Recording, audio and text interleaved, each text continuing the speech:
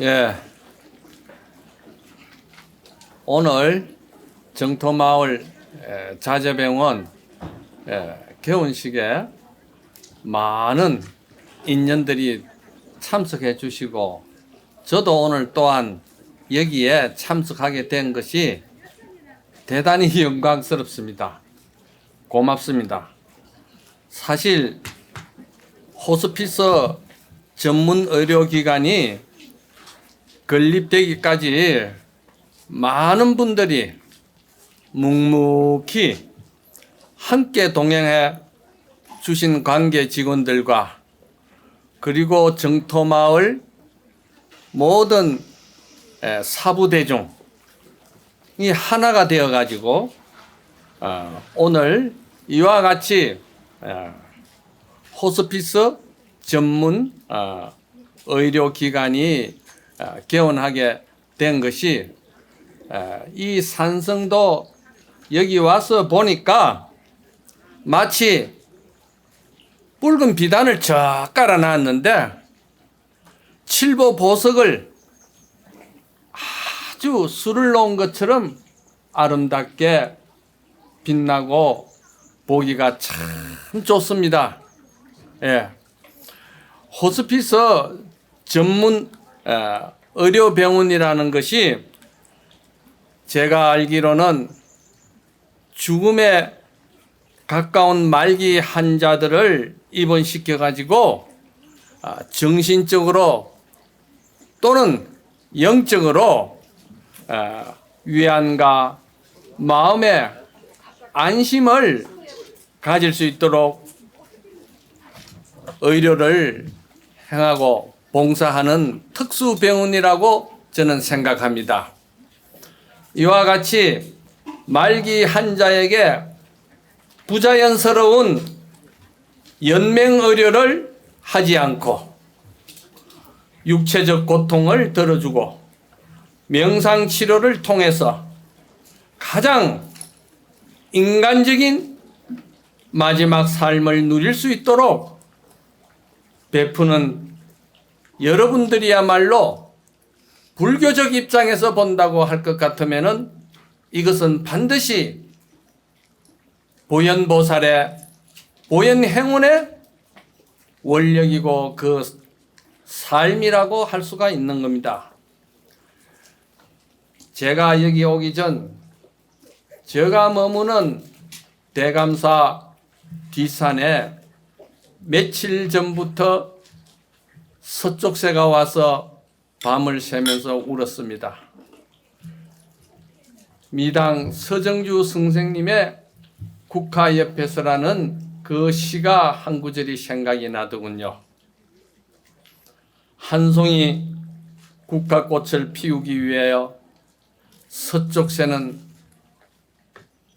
봄부터 저렇게 울었나 보다. 한 송이 국화꽃을 피우기 위하여 천둥은 묶구름 속에서 또 그렇게 울었나 보다. 이 서정주 선생님의 이 시 한마디가 오늘 저희들이 생각할 때 서쪽새가 그토록 밤을 새워가면서 우는 뜻이 무엇이며 소망이 무엇이겠습니까? 만산의 꽃을 피워서 만산 자체가 그대로 정토 세계가 되고 사바 세계가 그대로 극락 세계가 되고 이 모든 것을 여러분이나 이 산성이나 서쪽새나 근본의 그 마음은 같다고 제가 생각합니다.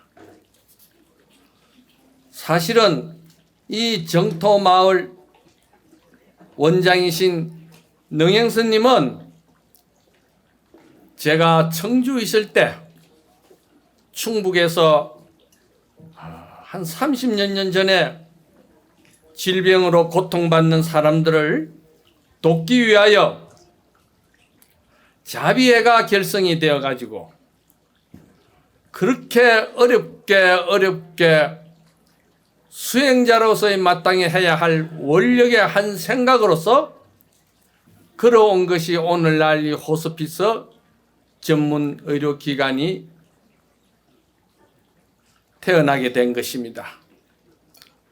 여러분, 우리가 흔히 알다시피 인도의 테레사 수녀님 같은 분이시나 또한 대만의 자재정사에 주석하시는 정음승님 같은 분, 한국에는 참으로 이 정토마을에 능행스님이 있다는 것은 대단히 뿌듯하고 긍지를 가질 수 있는 자랑스러운 수행자라고 저는 생각합니다. 이런 분들은 금생일이 아니고 전생부터 원을 세워가지고 참으로 마음이라는 그 성품은 본래 공한 것이라는 공성을 깨달으신 분들입니다. 그냥 이것이 원력으로 온 것이 아닙니다. 전생부터 그 마음을 비우고 또 비워서 그 성품이 공한 공성을 체득하셔가지고 이제는 금생에는 원력보살로 화생하신 분들입니다. 그분들이 다. 이분들이야말로 살아있는 관음보살이요, 이분들이야말로 지장보살님이시고 문수보현 그대로 보살 화연이신 겁니다. 여러분, 오늘날 능영스님의 이 원력에 감흥하셔서 또한 능영스님을 함께 동행하면서 묵묵히 말없이 능영스님을 도우셔서 많은 독지가와 봉사하는 여러분, 이런 분들이야말로 서쪽새의 마음과 같이 만산의 꽃을 피우고자 이 정토마을을 세계화시키고자 이 정토마을을 극락세계로 만들고자 하는 참으로 대단한 선남자 선여인이 아니겠습니까? 사실 오늘 이와 같은 이 자리에 부처님의 말씀을 제가 드리지 않을 수가 없는 겁니다. 불교라고 그러면은 마땅히 부처님의 말씀이고 부처님의 가르침이죠.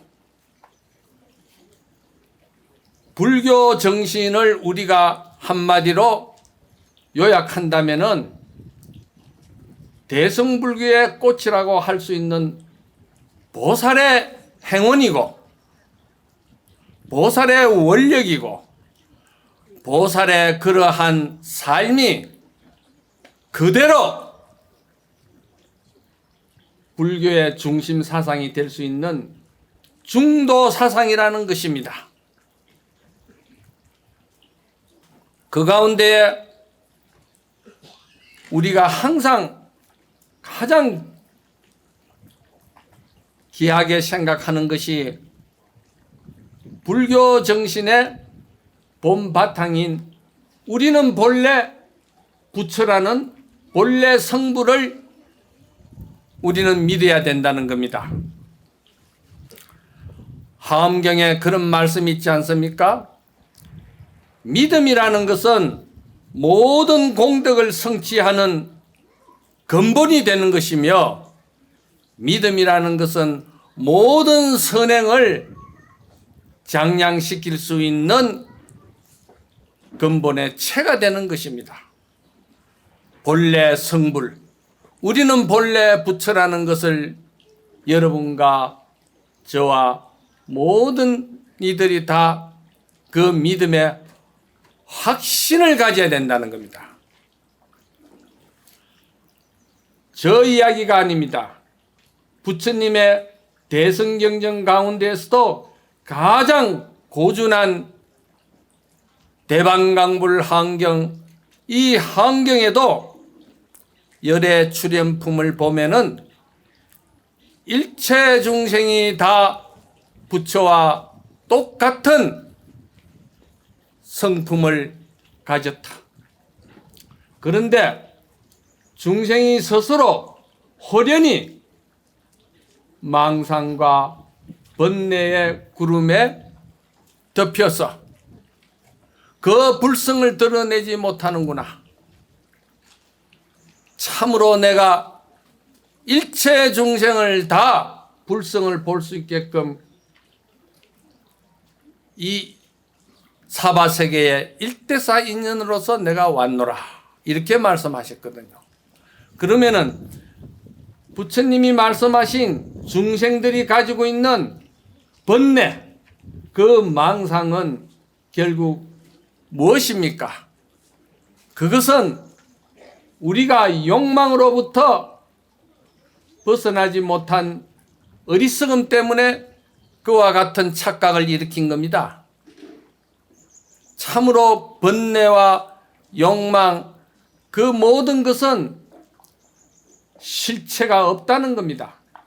구름이 무슨 실체가 있습니까? 구름이라는 것은 지혜로운 보살의 행운이 바람이 지나가면은 그 구름은 자취가 없이 근본 없이 구름은 흩어지는 겁니다. 또한 대성 열반경에 부처님이 항시 말씀하시기를 일체 중생은 다 계유불성이라. 일체 중생이 중생이 아니다. 모두가 다 부처다. 모두가 다 부처라는 거예요. 그래서 여기에서 일체 중생은 다 불성이 있다는 말씀이라는 겁니다. 불성이라는 것은 무엇이냐? 불성은 과일 속에 씨앗이 있다는 것과 같은 이야기입니다. 우리가 과일 속에 씨앗을 볼 때 중생은 그냥 씨앗으로만 보는 것이고 보살은 그 씨앗을 보는 순간 씨앗의 뿌리도 보고 줄기도 보고 또한 잎과 꽃을 함께 본다는 것이 보살의 지혜의 눈이라는 겁니다. 이와 같이 우리가 본래 불성을 가진 부처님이신데 어째서 중생으로 우리가 이렇게 타락했는가? 사실은 부처님의 가장 중요한 교법 가운데 하나가 인연법을 말하는 것입니다. 불성이라는 것은 인연을 만나면은 조건과 그 모든 상황이 맞아떨어지면은 그 인연은 모습을 드러내고 그 인연과 상황과 조건이 사라지면은 그 모양과 모습은 함께 없어진다는 것이죠. 그래서 열반경에서는 불성이라는 것은 있는 것도 아니고 없는 것도 아니고 또한 있기도 하고 없기도 하다. 이런 말씀을 여러분이 들으실 때는 이건 무슨 실언이고 말장난이고 그렇다고 생각하실 수가 있지만 그건 여러분들의 참으로 어리석은 무명의 업식에서 보는 입장에서 그렇다는 겁니다. 우리가 반야신경에도 조금 전에도 색이 공이요 공이 색이라고 지금 이야기를 하셨습니다. 색적 시공이요 공적 시색이다 이 말이지. 색이라는 것은 이 삼라만상의 모든 생명이 출현해서 그 생명 활동을 통해서 모두가 모습을 이렇게 드러내고 그 모습에서는 생로병사가 드러나고 그 생로병사 가운데 또한 중생심에는 생주이멸이라는 것이 벌어지고 이러한 모든 것은 모든 만상이 조건이 합이 잘 되면은 그 상황이 드러나는 것이고 마음속에 중생 속에 번민과 무명이 드러나는 것도 또한 마음의 인연으로 인해 가지고 그것이 생겨났다는 겁니다. 그러니 이 모든 것은 사실 실체가 없다는 겁니다. 실체가 없다는 여기에 우리가 눈을 떠야 된다는 이야기입니다. 실체가 없다. 어리석으면은 그것이 실체가 있는 것으로 보인다 이 말이야. 옛날에 저 어릴 때 시골에서는 도깨비라는 것이 있다는 거예요. 그래서 술 취하고 몽롱한 사람은 밤중에 도깨비를 보면은 그를 붙들고 밤새도록 씨름을 하고 싸운다는 거예요. 그래서 아침에 해가 떠서 떠 보면은 그 도깨비가 빗자루 몽둥이더라는 거예요. 이와 같이 중생이 욕망과 야망과 그 집착에 눈이 어두워지면은 빗자루가 도깨비로 보이고 도깨비가 실체로 있는 것으로 착각한다는 거예요. 그래서 이러한 보살의 눈을 뜨고 우리가 바른 불법의 그 진리의 눈을 뜨면은 불성이라는 것은 참으로 본래 밝고 그리고 불성은 참으로 천진한 것입니다. 불성은 대단히 천진해요. 그리고 보살의 성품은 조금도 조작이 없는 겁니다. 조작 없습니다. 참으로 순수하고 천연스럽고 그리고 대자유인이 된다는 겁니다. 이것은 근본 체와 용을 우리가 이야기하는 겁니다. 우리의 본성은 근본 체가 되는 것이고 그리고 체에서 나온 모든 생각과 뜻과 이러한 모양과 행동은 용이 된다는 겁니다. 그래서 체용이 동시요 체용이 일체라는 이야기를 하고 있습니다. 또한 이 불성에 대해서 제가 나름대로 여러분들에게 설명을 드리고 싶습니다. 불성이라는 것은 본래 그 작용이 거울과 같다는 이야기입니다. 거울은 그 본바탕이 본래 고요하고 본래 밝고 본래 광명이 나는 것입니다. 그래서 거울은 한순간도 여기에 계시는 여러분들을 놓치지 아니하고 다 비추고 다 모습을 챙기고 조금도 거짓이 없고 조작이 없는 겁니다. 이게 보살의 정신이고 이게 보살의 헌신이고 이게 보살의 작용입니다. 우리의 본성은 우리의 본래 인성은 이와 같이 보살의 인성을 가졌다는 겁니다.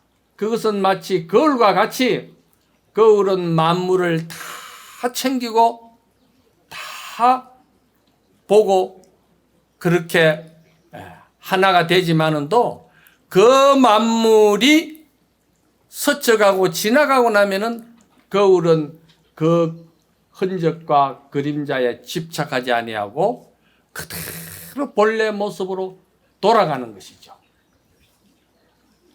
이것이 오늘날 봉사하시고 오늘날 대성불교를 통해서 여러분들이 보살 행운을 하는 우리 모든 부처님들의 모습이고 본성이고 그것이 우리의 인성이라는 겁니다. 조선시대의 서산스님은 이런 말씀을 하셨어요. 마음이라는 것은 본래 청정하고 깨끗하고 조작이 없고 본래 모든 생명과 차별과 이러한 것이 없는데 중생의 번뇌와 욕심으로 인해서 그것이 호련히 드러났다는 거예요.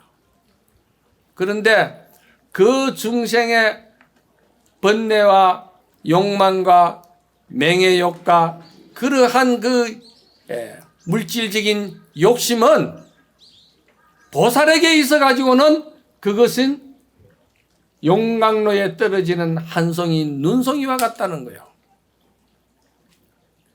이게 대성보살의 정신입니다. 그래서 천계만사량이 홍로 일점서리로다. 천가지 만가지 생각하는 사량과 분별심은 보살의 눈으로 볼 때는 그게 전부 다 용광로에 떨어지는 한 송이 눈과 같은 것이다. 이렇게 이야기를 하신 겁니다. 그래서 생사라는 것이 생각이 일어나는 것이 생이요 생각이 멸하는 것이 그것이 죽음이다. 그러니까 생사가 따로 있는 것이 아니고 한 생각이 일어나서 중생이 그 한 생각에 집착해서 머물다가 그것이 연이 닿아서 쓰러지고 그것이 멸할 때 그것이 생사심이다. 본래 우리의 불성자리는 나고 죽는 생사가 없다는 겁니다. 그래서 오늘날 이 정토마을에 이 병원장으로 계시는 이 능영스님이나 또 관계되는 여러 봉사하시는 분들이나 또 대성불교를 우리가 참으로 믿고 수행하는 우리 모두가 삶이라는 것은 보현의 삶인데 보현의 삶이라는 것은 마치 말이지 연꽃과 같다는 겁니다. 연꽃은 어떤 곳에서 생명을 유지합니까? 연꽃은 더러운 물도 들어있고 깨끗한 물도 들어있고 또한 시궁창에 오줌물도 들어있고 이 연못에 가지가지 많은 성품과 또는 정신을 가진 우리 사바세계의 한 모습을 말하는 거예요. 우리 사바세계의 인간은 참으로 다양하게 많은 업을 가지고 어울려 산다 이 말입니다. 그러나 그 연꽃은 그 더러운 물에도 뿌리를 받고 있지만 한순간도 그 더러운 물이 연잎이나 연꽃에 묻으려면 묻지를 않습니다. 그것을 많은 시인들은 철영상정이라 그랬어요. 연꽃은 어떤 곳에 가 심어놔도 항상 청정하고 깨끗하다. 그래서 이 꽃과 열매가 함께 동시에 핀다고 해서 부처님은 묘법연화경이라고 연꽃경전을 말씀하셨고 또한 말이지 모든 우리의 삶이라는 것이 지혜의 눈으로 진리의 눈으로 보면은 원인과 결과가 동시에 다 이루어진다는 거예요. 이게 무엇을 말하는 겁니까? 보살의 삶을 말하는 것이고 보살의 행을 말하는 거예요. 보살의 행이라고 우리가 말할 때는 따끔이 따로 있고 행함이 따로 있는 것이 아니고 생활 속에서 그대로 봉사하고 베풀고 그리고 상대의 입장을 항상 아파하고 그를 항상 우리가 함께 하고자 하는 그 삶이야말로 삶 그대로가 수행이요 삶 그대로가 결과요 삶 그대로가 성불이라는 것입니다. 여러분, 옛사람들은 그래서 천지는 나와 한 뿌리가 된다고 천지는 여와 동근이요 만물은 나와 한 몸이 된다고 만물은 여와 일체라고 이야기하지 않습니까? 보살의 원이라는 것은 그 원이 깊고 깊고 또한 사무치고 사무치면은 이 모든 삶이 그대로 우리가 보현보살의 삶을 산다는 겁니다. 보현보살의 삶이라는 것이 무엇이겠습니까? 보현보살은 그 삶이 표주박과 같습니다. 표주박 아시죠?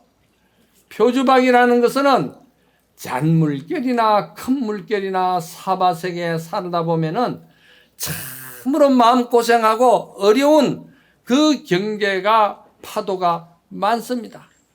그러한 인생 파도가 많이 닥쳐도 표주박은 한순간도 표주박은 머물지도 아니하고 넘어지지도 아니하고 엎어지지도 않는다는 거예요. 그건 왜 그렇습니까? 표주박의 속은 비어 있다는 겁니다. 보현보살의 마음은 항상 공성을 관하고 인연법을 관하기 때문에 마음이 비어 있다는 겁니다. 그 비어 있는 그 마음을 금강경에서는 부처님이 뭐라고 말씀하셨느냐? 억무소주 이생기심이다. 마땅히 머무름이 없는 마음이 그대로 일어나서 그대로 모든 것을 행하고 그대로 모든 것을 받아들인다는 겁니다. 그것이 억무소주 이생기심입니다. 그와 같이 우리의 이 자재병원 특히나 이 정토마을 참 이 능행스님은 내가 항상 좋아하고 그리워하고 함께 하고 싶은 어떻게 보면 수행자의 표본입니다. 이 사람이. 이 스님이야말로 전생에 닦지 아니하고서야 금생에 어떻게 이렇게 참으로 사바세계의 고난함을 하루도 아니고 이틀도 아니고 30년을 이렇게 지내왔느냐 이 말이에요. 앞으로도 우리는 반드시 능행스님이 참으로 부처님의 정토요 극락이요 이러한 삶으로서 마무리를 할 것 같습니다. 그러니 이분의 삶이야말로 어떤 삶입니까? 연꽃도 비유로 했고 표주박도 비유로 했습니다. 이분의 삶이야말로 어리석은 중생들은 진흙에다가 도장을 찍는 것과 같이 욕망과 집착과 그러한 말이지 애정과 애욕의 집착의 족쇄에서 벗어나지 못하고 사는 것이 마치 진흙에 도장을 찍는 것과 같고 그 삶은 중생의 삶은 진흙에 도장 찍는 것이요. 또한 보살의 삶이라는 것은 뭐냐? 보살의 삶은 물에다가 도장을 딱 찍는 거야. 물에다가 도장을 찍을 때는 찍는 순간에는 그것이 자국이 있지만은 바로 그것을 지워버리는 거예요. 물에 도장 찍는 삶이 비로소 보현행자의 삶입니다. 또한 부처님은 그러면 어떤 삶을 살길래 어떤 도장을 찍느냐? 부처님은 허공에 도장을 찍는 분입니다. 부처님은 찍고 안 찍고 진흙이고 물이고 이런 자체가 부처님에게는 없는 겁니다. 부처님은 모든 행운이 삶이 그대로 허공에 도장 찍는 삶을 산다는 겁니다. 이것은 아까도 말씀드렸지만 거울이 모든 만물을 비추고 거두어들이고 또한 거울이 그를 섭했다가 또한 모든 것을 흩어버리는 것이 바로 이러한 것입니다. 이것이 무엇이겠습니까? 이것이 건강경에서는 이 삶을 무위법이라고 그랬고 또한 성가에서는 이것을 무심이라고 그랬습니다. 이 무위법과 무심은 오직 말이지 대성보살의 수행의 실체가 되는 것이고 실천이 되는 것인데 구체적으로 말하면은 오로지 중생을 위한 삶이 있을 뿐이라는 겁니다. 중생을 위한 삶. 그것이 무엇이겠습니까? 그것은 조건 없는 배려요, 조건 없는 이해와 용서와 친절, 그리고 서로 나눔과 이래 봉사하는 이것이 본래 이 대성불교를 바탕한 명상의 정신입니다. 이것이야말로 참으로 우리가 이 정토 마을에 이 호스피스 환자들을 위해서 우리가 함께 명상으로서 그 아픔을 함께 나눌 수 있는 것이 바로 이것이 대성불교로 바탕한 명상요법입니다. 오늘 저에게 이런 시간을 주셔서 제가 주어진 시간을 한 10분 초과했습니다. 도리가 없죠. 모두 다 이 인연공덕으로 다 성불하시기 바랍니다. 감사합니다. 예.